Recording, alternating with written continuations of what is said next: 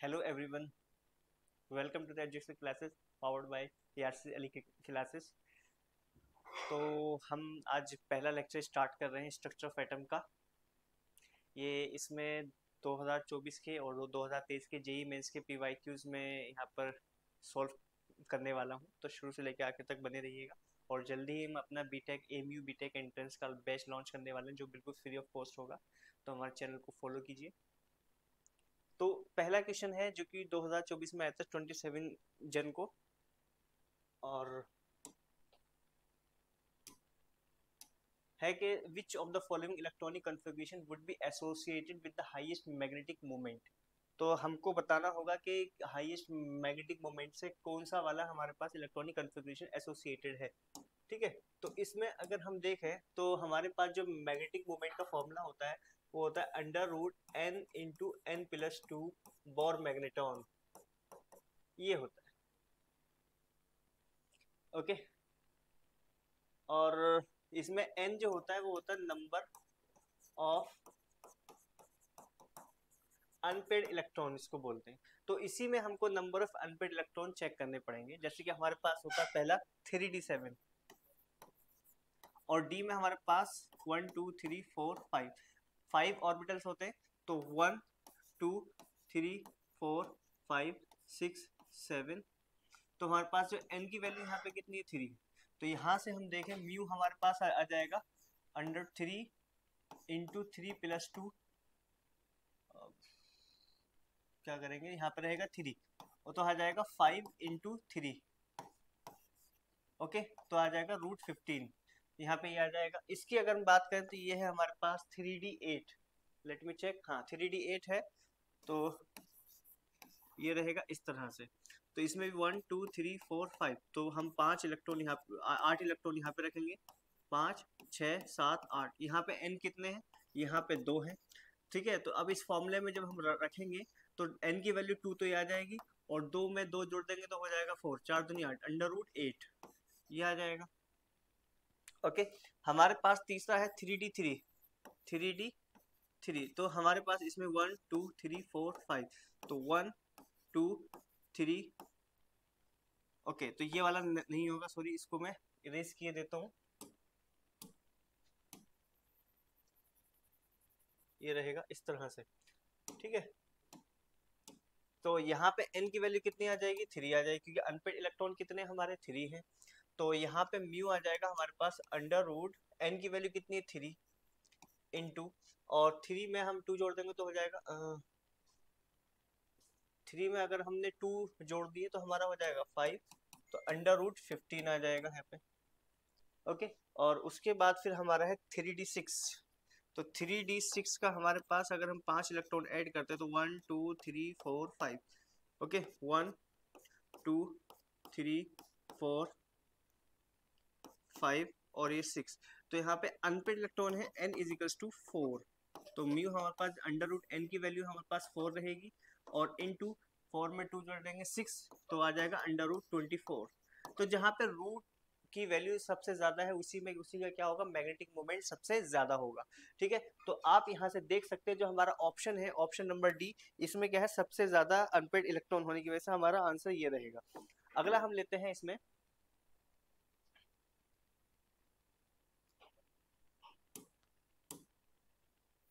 अगला वाला हमारा है ये वाला, कि consider the following complex ion, कि हमारे पास है P is equals to Fe F6 3 minus, और दूसरा है VH2 का होल 6 2 प्लस और FeH2 का whole 6 2 plus. The correct order of the complex ion according to their spin only magnetic moment value in Bohr magneton. तो अभी अभी जो किया है पीछे हमने बिल्कुल सेम ऐसे ही होना है। स्पिन ओनली मैग्नेटिक मोमेंट का फॉर्मूला यही होता है under root n into n plus 2। तो इसका हमको ऑर्डर बताना है किसका ज्यादा होगा और किसका कम होगा, यहाँ पे हमको ऑप्शन दिए हुए हैं। ठीक है, तो इसी में अब हम स्टार्ट करते हैं करना।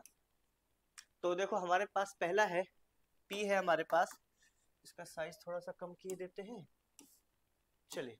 तो P हमारे पास है Fe और F6,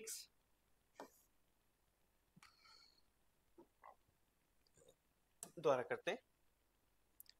P इजिकल्स टू होगा हमारे पास Fe F6 3 तो हमको आयरन की ऑक्सीडेशन स्टेट निकालनी पड़ेगी, फिर हम देखेंगे इसमें कितने इलेक्ट्रॉन हैं।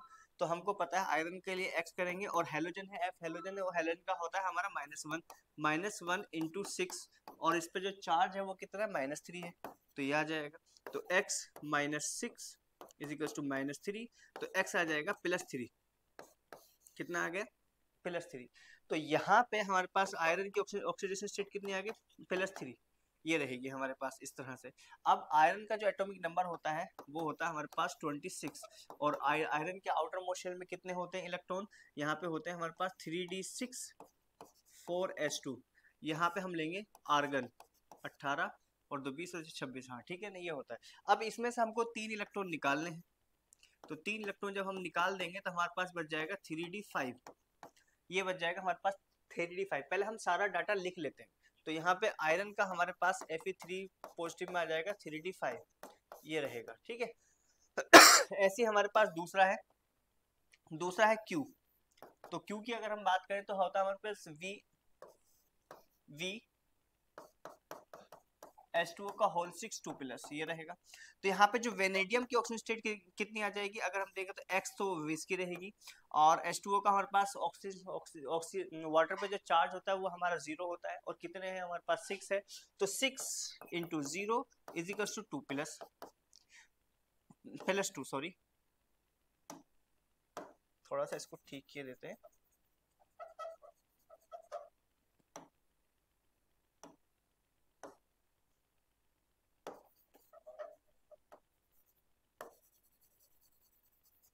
ठीक है, आगे बढ़ते हैं।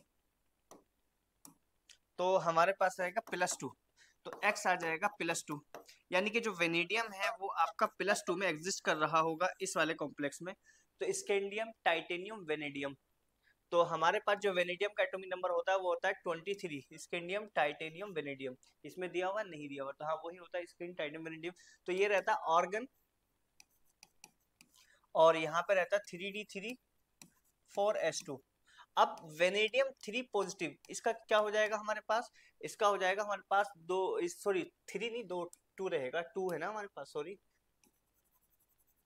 2 पॉजिटिव,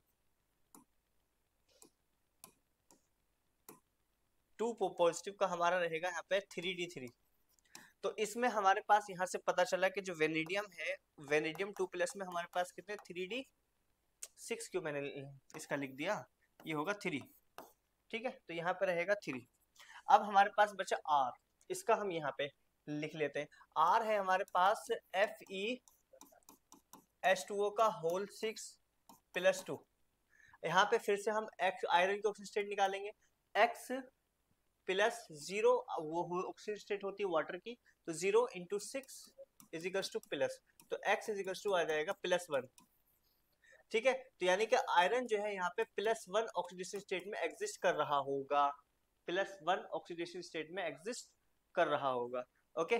तो अब यहाँ पे हमारे पास देखो जरा कि आयरन का कितना होता है, फिर से अगेन 26 होता है, तो कितना हो जाएगा आर्गन 3d6 4s2, ठीक है। तो आर्गन हमारे पास 3d6 से एक इलेक्ट्रॉन जाएगा तो बचेगा हमारे पास 3d6। तो यहाँ पे आयरन 2+, यहाँ पे आयरन 2+ में हमारे पास कितना है 3d6, ये रहेगा इस तरह से। अब इसमें हम अनपेड इलेक्ट्रॉन निकाल लेते हैं आयरन में। इस आयरन जैसे हमारे पास आयरन 3 पॉजिटिव है, तो हमारे पास कितना होगा d5, तो 1 2 3 4 5, तो 1 2 3 4 5 ये रहेगा।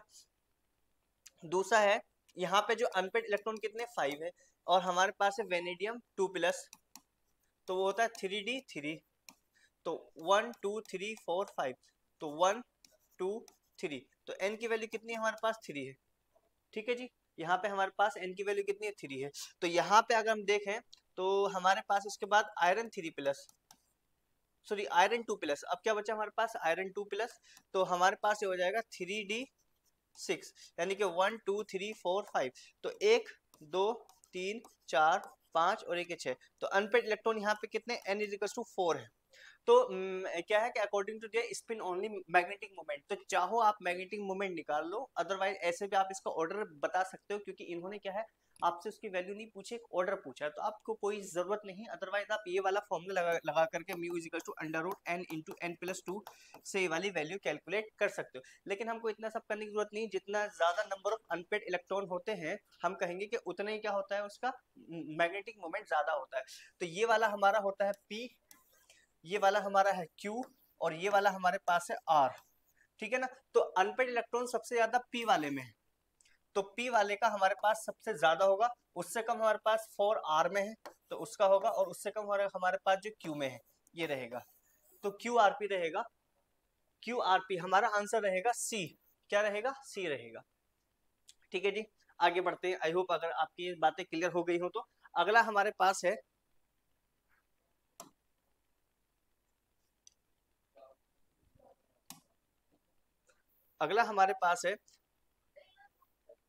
कि an electronic configuration for neodymium is atomic number for the neodymium is 60। तो हमको बताना है कि न्यूडाइमियम में जो है कौन सा इलेक्ट्रॉनिक कन्फिगरेशन होगा। तो यहाँ पे हमारे पास होता है एनडी,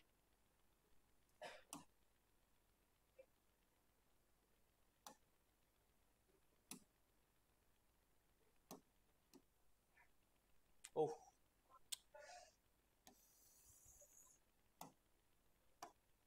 चलिए, तो हमारे पास न्यू डायमियम का जो एटॉमिक नंबर होता है वो होता है 60। ओके, तो यहाँ पे हमारे पास है एक्स ई, ए वाला है हमारे पास एक्स ई 4F 14, एक मिनट क्या शो कर रहा है, चलो मैं एक बात तो आपको ये चीज ध्यान रखनी है, हमारा इलेक्ट्रॉनिक कन्फिगरेशन है, और इलेक्ट्रॉनिक कन्फिगरेशन का चक्कर ये है कि आपको ये चीजें जो है ट्रिक से हमारी ये याद होती है, जब मैं लेक्चर लेता हूँ तो इसमें इलेक्ट्रॉनिक कन्फिगरेशन में तो एफ ब्लॉक और डी ब्लॉक को मैं ट्रिक के जरिए याद करवाता हूँ कि इसमें कौन सा जो है आपका किसमें एक्सेप्शन है किसमें नहीं है। तो सीधा सीधा आपको ये याद रखना, हमारा जो आंसर रहेगा वो ये वाला रहेगा। इसमें मैं आपको ज्यादा चीजें एक्सप्लेन नहीं कर रहा, क्योंकि ये सिर्फ एक ट्रिक ही है, ट्रिक आपको आनी चाहिए। अब वो ट्रिक जो है मैंने जो क्लास में लेक्चर लिया है उसमें आपको वो चीज मिल जाएगी, ठीक है ना। आगे बढ़ते हैं, और अदरवाइज आप चाहे तो इसमें एटॉमिक नंबर है हमारे पास चेक कर सकते हैं। हमारे पास इसका होता है एक्स का कितना होता है 54, और इसका होता है 4 ये रहेगा, और आपका 2 ये वाला, क्योंकि ये क्या हमारे पास F4 है ये, तो कितना आ जाएगा, ये हो जाएगा 60, ठीक है ना। और दूसरी चीज ये है कि इसमें एक्सेप्शन भी होता है इसलिए। ओके, चलिए खैर, हमारे पास ए रहेगा इसका आंसर।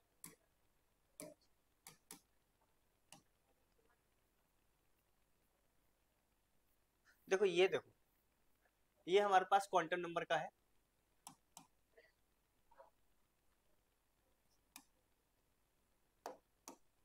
ओके।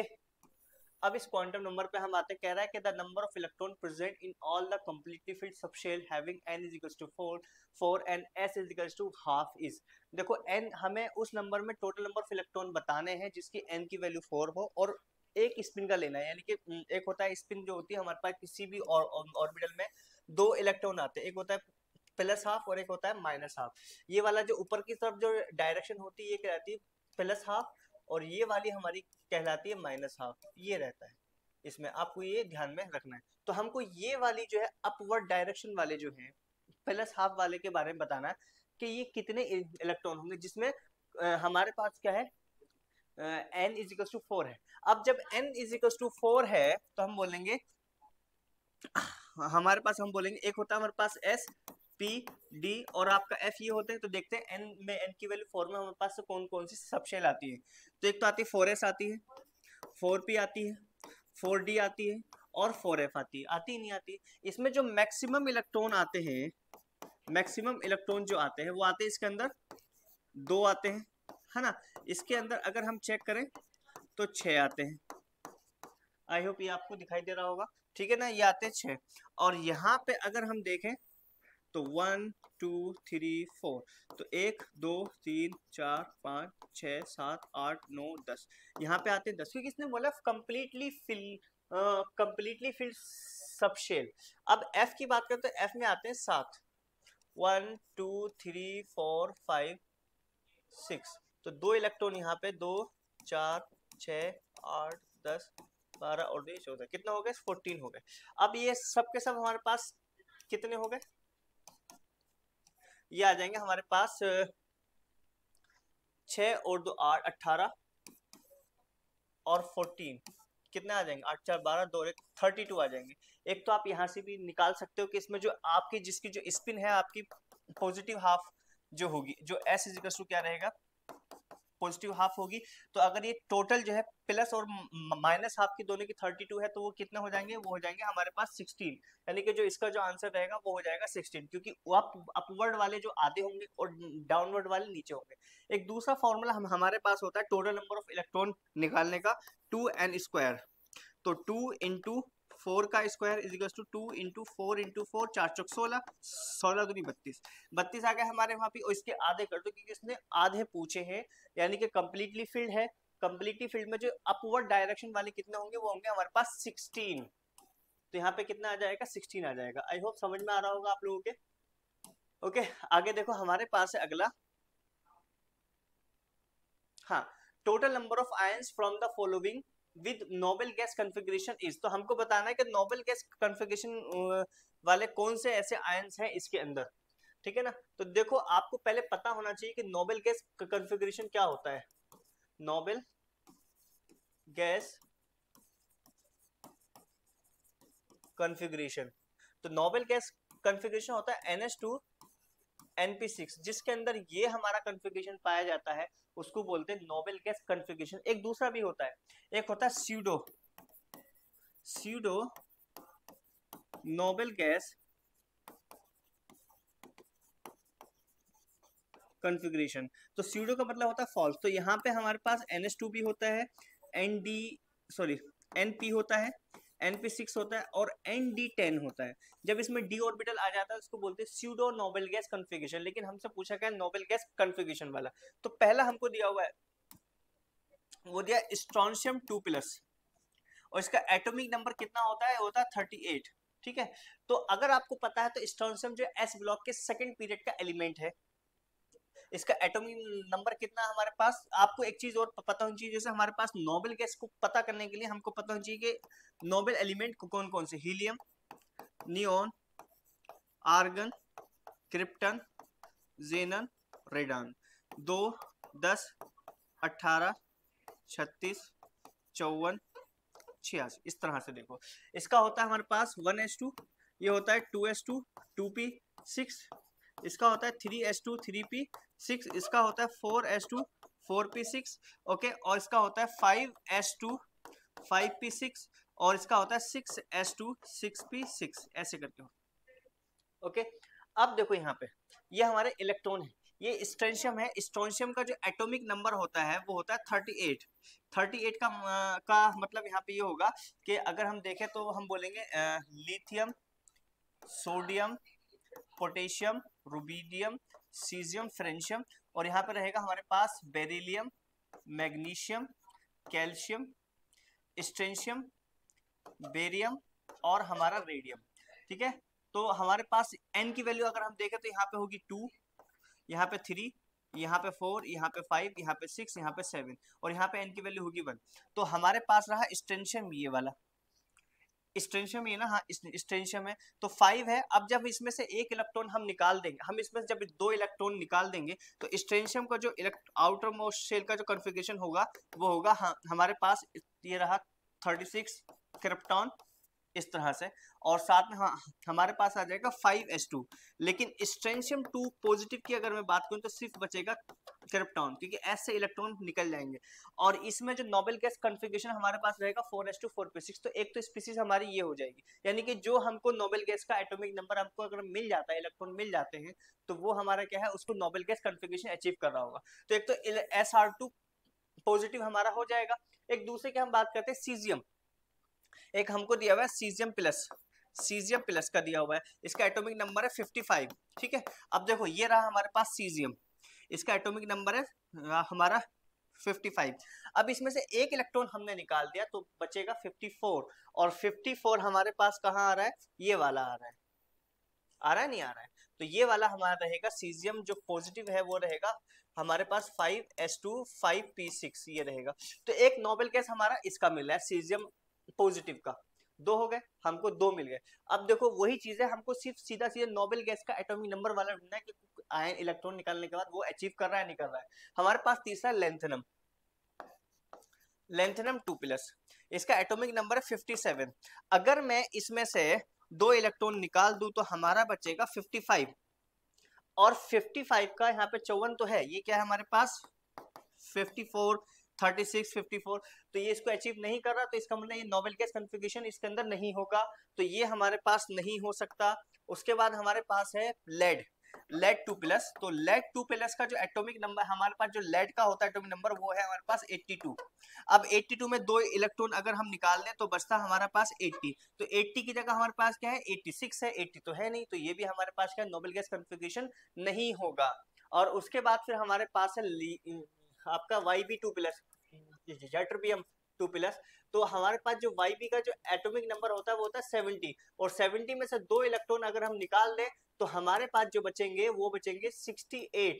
अब आप देख सकते हैं यहाँ पे 36 है, उसके बाद 54 है, 54 के बाद 86 है, सीधा इसके बीच में कुछ नहीं है, तो ये भी हमारा नहीं होगा। उसके बाद हमारे पास है आयरन, आयरन की अगर हम बात करें तो आयरन का हमारे पास कितना होता है 26 होता है, और यहाँ पे इसमें से दो इलेक्ट्रॉन जब हम निकाल देंगे तो बचेगा 24, और आप देख सकते हैं आपका 18 होता है, 18 के बाद क्या होता है हमारा 36 होता है, तो ये भी हमारा नहीं होगा। तो इसमें टोटल नंबर ऑफ आयंस पूछे वो कितने होंगे, एक होगा सीजियम और एक होगा स्ट्रोंशियम। आई होप आपके समझ में आ रहा होगा। ओके आगे बढ़ते हैं।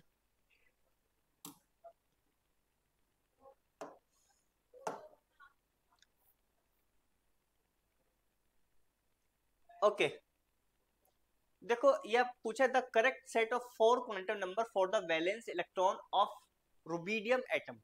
रुबीडियम एटम के लिए हमको बताने के correct set of quantum number क्या होगा, किसके लिए हमको ये चीज बतानी है, वैलेंस इलेक्ट्रॉन के लिए। ये बात आपको ध्यान में रखनी है कि हम यहाँ पे बात कर रहे हैं वैलेंस इलेक्ट्रॉन की, किसकी कर रहे हैं बात, वैलेंस इलेक्ट्रॉन की बात कर रहे हैं। और रुबीडियम में हमारे पास रुबीडियम का होता है 37, और इसमें अगर हम देखें तो हमारे पास रहेगा 1s2 2s2 2p6 3s2 3p6, ये हो जाएगा, कितना हो गए 18 हो गए, 36 4s2 4p6 3d10, ओके कितना आ गया देखो हम गिन लेते हैं यहाँ पे 10 और 10 20, ये हो गए 10 यानी कि 20 हो गए, और ये हो गए 30, ये हो गए 10 और 10, और हमारे पास रहेगा 4s2 5s1, ये रहेगा इस तरह से। और आप चाहो तो यहाँ से भी देखो lithium sodium potassium rubidium caesium, तो हमारे पास 1 2 3 4 5, तो ये 5 फिफ्थ जो पीरियड है उसके अंदर है, और इसका होता है NS1 होता है, तो यहाँ से भी आप इसको देख सकते हैं। तो आउटर मोस्ट शेल का जो इलेक्ट्रॉनिक कन्फिग्रेशन वो कितना है इसका 5s1, कितना है 5s1, तो रुबीडियम सॉरी ये तो ये हमारे पास एक मिनट माय मिस्टेक है Leena, lithium sodium potassium rubidium, और हमको क्या दिया इन्होंने, अच्छा रुबीडियम दिया हुआ है सॉरी, एक मिनट, रुबीडियम में हमारे पास कितना 37 है ना, lithium sodium potassium rubidium caesium, तो 1 2 3 4 ये वाला हमारे पास होगा, इसका हमको निकालना है, ये मुझसे थोड़ा सा वो हो गया, मैं चेक करूँ, देखो 1s2 2s2 2p6 3s2 3p6 कितना हो जाएगा, ये हो गया 20, ठीक है 4s2 सॉरी यहाँ पे लेंगे हम 3d10, हो गया कितना हो गया, ये हो जाएगा 30, और उसके बाद रहेंगे 4s2 4p6, हमारे पास ये चीज क्या आ रहा है इसमें ऐसे कैसे आ रहा है 5s1, अगर ऐसे करते हैं तो 5s1 ये रहेगा इस तरह से। तो the correct set of quantum number for the valence electron of rubidium atomic number is क्या होगा, ठीक है। इसमें जो एक्चुअल में जो दिया हुआ है ना वो हमारा एटॉमिक नंबर गलत दिया हुआ है, मैं इसी चीज को मैं कर रहा हूँ कि आ कुछ रहा है और कुछ और हो रहा है, शायद इसमें एटॉमिक नंबर हमारा 20 और ये हमारे पास रहेगा 30 और 38, कितना रहेगा 4s2 4p 39 होगा ना, इसीलिए तो अब आएगा नहीं आएगा, ठीक है ना, ये हो जाएगा क्योंकि क्योंकि दो है हीलियम, नियोन, आर्गन, क्रिप्टन, जेनन। तो 2, 10, 18, 36, 14। अच्छा हाँ सही है, एक मिनट। यहाँ पे रहेगा हमारे पास यहाँ पे रहेगा हमारे पास, अगर हम देखें तो क्या बोलते हैं इसको, एक मिनट में इसको ना क्लियर कर रहा हूँ। तो इसको मैं कर रहा हूँ दोबारा से, एक मिनट रुको।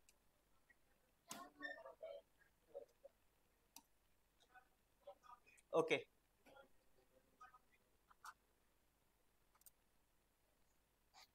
तो एक बार जरा चेक कर लेते हैं।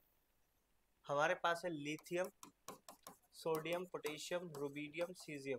तो अच्छा हाँ, यहाँ पे हाइड्रोजन रह गया, सॉरी यहाँ पे ना हाइड्रोजन रहेगा, तो यहाँ से करेंगे ना 1 2 3 4 5। अब ठीक है, ये आ रहा है 5। तो हमारे पास जो था वो वही होगा NH2। NH2 का मतलब NS1। तो क्या हो जाएगा, हमारे पास आ जाएगा 5S1। हाँ ठीक है, वो हाइड्रोजन हमसे छूट रहा था, ठीक है, ये हमारे पास हो जाएगा। ठीक है, तो 5S1 रहेगा।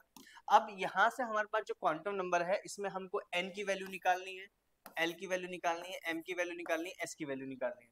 तो देखो इसमें क्या होता है, हमारे पास ये रहेगा इस तरह से, ये रहेगा इस तरह से एक इलेक्ट्रॉन। अब यहाँ पे n की वैल्यू कितनी है, n की वैल्यू है 5। अब अब हमारे पास जो हमारे पास है जो सब शेल है, वो क्या है, वो हमारे पास है S। और SPDF, इनके लिए L की वैल्यू क्या होती है, 0 1 2 3। तो S के लिए क्या होगी, L की वैल्यू हो जाएगी 0। अब जो स्पिन है वो आपकी अपवर्ड है, एक बात तो ये। लेकिन अगर हम देखें तो L की वैल्यू हमारे पास, M की वैल्यू क्या होगी, M की वैल्यू होती है 2L+1। तो हमारे पास क्या होगा, 2 × 0 + 1 = 1। M की वैल्यू हमारे पास एक ही रहेगी। और ध्यान रहे हमेशा N की वैल्यू हमेशा ज्यादा होती है L से, ये बात आपको ध्यान में होना है। और ऐसी ही हमारे पास जो है L की वैल्यू जो है वो आपकी L से ज्यादा, हमको यहाँ पे ये चीज बोलनी चाहिए कि कोई एक वैल्यू होगी जो माइनस से प्लस के बीच में लाई कर रही होगी। लेकिन यहाँ पे एक ही वैल्यू आ रही है, तो इसका मतलब वो एक वैल्यू कौन सी होगी, 0 होगी। तो यहाँ पे M की वैल्यू क्या हो जाएगी, आपकी 0 हो जाएगी। और S की वैल्यू क्या होगी, हमारे पास अपवर्ड स्पिन है, तो आपका पॉजिटिव हाफ हो जाएगा, ये वाला रहेगा। तो N, L, M और S, 5 और यहाँ पे 0, यहाँ भी 0 प्लस हाफ, ये कॉम्बिनेशन जहां मैच कर रहा होगा आप इसको देख लें। तो 5 0 0 प्लस हाफ, ये ए वाले में हमारा मैच कर रहा है, ए वाले में हमारा मैच कर रहा है यहाँ से। ठीक है जी, आगे बढ़ते हैं।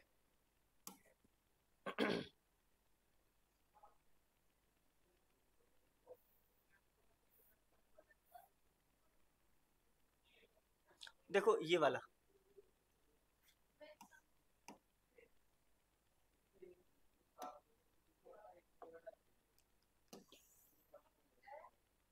देखिए ये वाला है। तो ये वाला सीधा सीधा एनसीईआरटी का है। हमारे पास क्या होती है, लाइन। इसमें पूछा है कि हमसे मैच करना है कौन सा होगा, ये हमको दिया हुआ है। तो ये बात हमको पता होनी चाहिए, ये एक डाटा है और कुछ नहीं है। देखो हमारे पास होता है लाइमन, बामर, पाश्चन, पिफंड, और एक होता है ब्रैकेट। मैं ठीक है, ब्रैकेट होता है। अब लाइमन जो हमारे पास जो जिस रीजन में लाई करता है वो होता है हमारे पास यूवी। उसके बाद होता है विजिबल। और ये तीनों जो होती है ये आईआर की होती है। ये तीनों जो होती है आपके फार आईआर, नियर आईआर, ये होता है ऐसे करके हमारे पास। ठीक है, तो अब हमारे पास लाइमन है, तो लाइमन के लिए हमारा रहेगा यूवी। तो यूवी रीजन हमारे पास रहेगा ये वाला। ये शो हो रहा है, हाँ हो रहा है सही। और जो हमारे पास बामर है, बामर के लिए हमारा रहेगा विजिबल रीजन। तो हमारे पास रहेगा बामर, ये रहेगा हमारे पास ये रहा विजिबल, सॉरी हाँ ये तो मुझे ये रहा। और उसके बाद पास्चन का देखो, अब यहीं से हमको मालूम हो जाएगा, पहले का ए का तीसरा, बी का चौथा। अगर हम देखें यहाँ पे तो ए का तीसरा, अरे ये मैंने इंफ्रारेड वाला लगा दिया, माय मिस्टेक। मैं यही तो कहूँ, ये वाला नहीं होगा भैया जी। ठीक है, देखो ये वाला होगा यूबी रीजन। तो ए का दूसरा, तो ए का दूसरा हमारे पास ये आ रहा है, और ए का दूसरा हमारे पास ये आ रहा है। अब हम बात करते हैं बामर का। तो बामर हमारा जो आ रहा है चौथे में आ रहा है विजिबल रीजन। तो बामर में हमारा ये चौथा आ रहा है। अब ये वाला जो है सी का तीसरा, डी का पहला। तो सी का हमारे पास हो जाएगा तीसरा और डी का हमारे पास हो जाएगा पहला। ये हम यहाँ से लगा सकते हैं, तो हमारे पास आंसर रहेगा सी। यहाँ पे दो, ये भी इंफ्रारेड रीजन है और ये भी इंफ्रारेड रीजन है, तो कोई सा भी हम लगा सकते हैं, लेकिन हमको जो असल चीज है लाइमन और जो है बामन, उसका हमको चेक करना था, यहाँ से वो हमने चेक कर लिया। ठीक है जी, अब देखो आगे।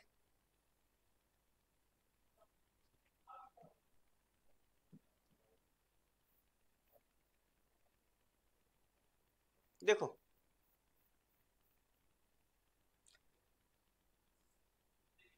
यहाँ पे हमारे पास ये है, कह रहा है कि स्टेटमेंट में the orbital having same energy are called as degenerate orbitals. ठीक है ना, ये बात आपकी सही है। जब हमारे पास जैसे कि आपका जैसे पी ऑर्बिटल है, तो पी ऑर्बिटल में जब तीनों ऑर्बिटल सेम लाइन में होते हैं तो इसका मतलब वो डिजनरेट ऑर्बिटल, मतलब उसकी जो एनर्जी होती है वो सेम होती है। ऐसे ही हमारे पास जो डी ऑर्बिटल होते हैं, ये हमारे पास क्या होते हैं, डीजनरेट होते हैं। लेकिन जब हम कोऑर्डिनेशन कंपाउंड में देखते हैं तो हम क्रिस्टल फील्ड थ्योरी देखते हैं, तो क्रिस्टल फील्ड थ्योरी में क्या होता है, उसकी स्प्लिटिंग होती है। स्प्लिटिंग होती कैसे है, स्प्लिटिंग अगर हम ऑक्टाहेड्रल की बात करें तो दो ऑर्बिटल नीचे ऊपर जाते हैं और तीन ऑर्बिटल नीचे आते हैं। तो हमारे पास डी एक्स, ये हो जाता है D X Y, D Y Z और डी जेड एक्स। यहाँ पे होता है D X square Y square और डी जेड स्क्वायर। तो इनकी डीजनरेसी ब्रेक हो जाती है। तो जब तक हमारे पास एनर्जी इस तरह का है, जब तक हमारे पास इस तरह का, इसका मतलब उनकी एनर्जी सेम है, तो इसको बोलते हैं डीजनरेट ऑर्बिटल। ठीक है ना, तो ये हमारे पास जो स्टेटमेंट 1 है वो हमारा बिल्कुल सही। दूसरा है, in hydrogen atom 3p and 3d orbital are not degenerate. तो देखो ऐसा है, जब हाइड्रोजन एटम में हमारे में एक ही इलेक्ट्रॉन होता है जो कि होता है 1s, ओके, लेकिन यहाँ पे कर रहा है 3p और आपका 3d, तो ये तो है ही नहीं, एग्जिस्ट ही नहीं करता इसमें। अरे बस ये तो है ही नहीं, जब ये नहीं है तो हमारा दूसरा स्टेटमेंट क्या हो जाएगा, फॉल हो जाएगा। तो हमारे पास आ जाए फॉल्स हो जाएगा। तो पहला है statement 1 first is true but statement second is false, ये हमारे पास इस तरह से रहेगा। ओके जी, तो हमारे पास ऑप्शन नंबर 1 हो जाएगा।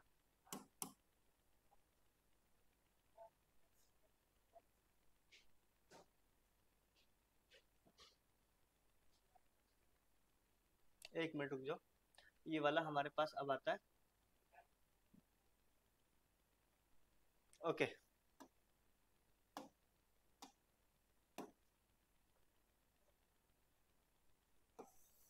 कह रहा है कि number of spectral lines obtained in helium spectra when an electron makes transition from fifth excited state to first excited state. तो फिफ्थ एक्साइटेड स्टेट से फर्स्ट एक्साइटेड स्टेट में हमको लेके आना है। ठीक है ना, तो हमारे पास जो स्पेक्ट्रल लाइन का जो फॉर्मूला होता है, स्पेक्ट्रल लाइंस, वो होता है delta n into delta n plus 1 upon 2, ये होता है। और जो डेल्टा एन होता है वो होता है हमारे पास n2 माइनस n1। और यहाँ पे जो n2 दिया हुआ है वो है 5 और n1 दिया हुआ है यहाँ पे आपका number of spectral line obtained in the when an electron is make transition from fifth to first, n is equal to 1। तो 5 माइनस 1 इज इक्वल टू आ जाएगा 4। तो हम इसमें जब वैल्यू रखेंगे तो ये आ जाएगा 4 into 4 plus 1 by 2 is equal to 4 into 5 by 2, 4 पंजे 20 अपॉन 10, ये हो जाएगा 10। तो कितनी आ जाएंगी इस स्पेक्ट्रल लाइन हमारी, यहाँ पे 10 आ जाएंगी। ठीक है जी, ये रहेगा हमारे पास इस तरह का। लेट मी चेक और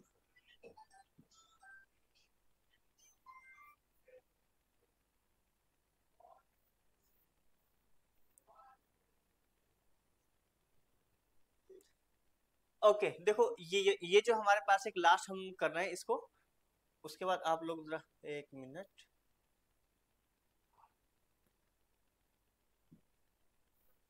इस तरह से करते हैं।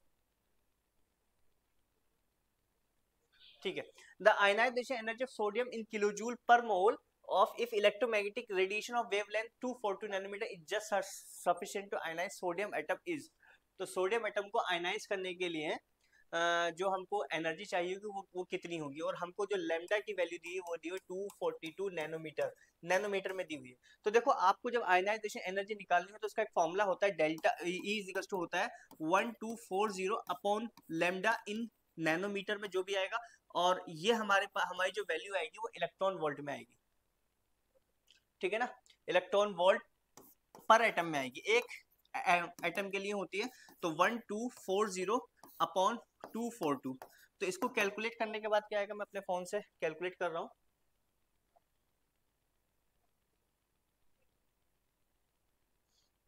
1240 अपॉन 242 आ जाएगा 5.12 इलेक्ट्रॉन वोल्ट। अब हमको किलो जूल पर मोल में मांगा, तो इसको 1 इलेक्ट्रॉन वोल्ट हमारे पास होता है 6.0 सॉरी 1 एक मिनट होता है 1.6 इंटू 10⁻⁻19 जूल ये होता है। तो इसमें अगर हम मल्टीप्लाई करते हैं 5.12 इंटू 1.6 इंटू 10⁻⁻19 जूल पर एटम। हम पर एटम की बात कर रहे हैं, अभी तक एटम की बात कर रहे हैं, मोल की हमने बात नहीं करी है। तो इसमें अगर हम करते हैं तो हमारे पास जो आएगा वो आ जाएगा, इसको कैलकुलेट करने के बाद 5.12 इंटू 1.6 ये आ जाएगा 8.198 इंटू 10⁻⁻19 जूल पर एटम, ये रहेगा इस तरह से, ठीक है ना। अब ये एटम है, एटम को क्या करना है, हमको करना है इसको मोल में चेंज करना है। तो मोल में चेंज करने के लिए इसको हम एवोगैड्रो नंबर से मल्टीप्लाई कर देंगे। तो 8.198 इंटू 10⁻⁻19 इंटू 6.022 इंटू 10⁻23 जूल पर मोल, ये हमारे पास होता है। अब इसको मल्टीप्लाई करके हम देखते हैं क्या आता है। Let me check. 8.198 इंटू 6.022, एक मिनट, हैंग हो गया मेरा फोन शायद।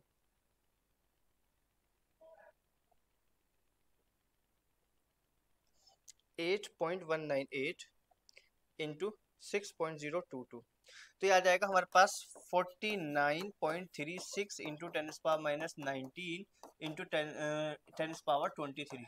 तो अगर हम इसको 23 इसको 19 को अगर हम यहाँ पे ये वाला जो है 19 है 49.368, तो इसको अगर हम कैंसिल आउट करने की कोशिश करते हैं तो हम ये कर सकते हैं 10⁻19 इंटू 10⁻4 इस तरह से, है ना, ये हो जाएगा।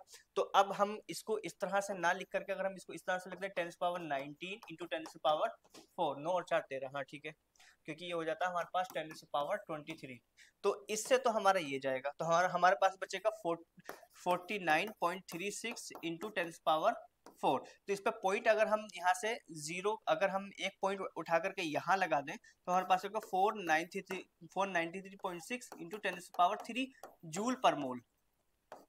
इसने पूछा है किलो जूल पर मोल में, तो हमारा आ जाएगा 493.6 किलो जूल पर मोल, क्योंकि ये 10⁻3 को किलो जूल में कन्वर्ट कर देगा। ठीक है जी, आई होप समझ में आया होगा। बाकी मिलते हैं अगली क्लास में। Okay, thank you very much.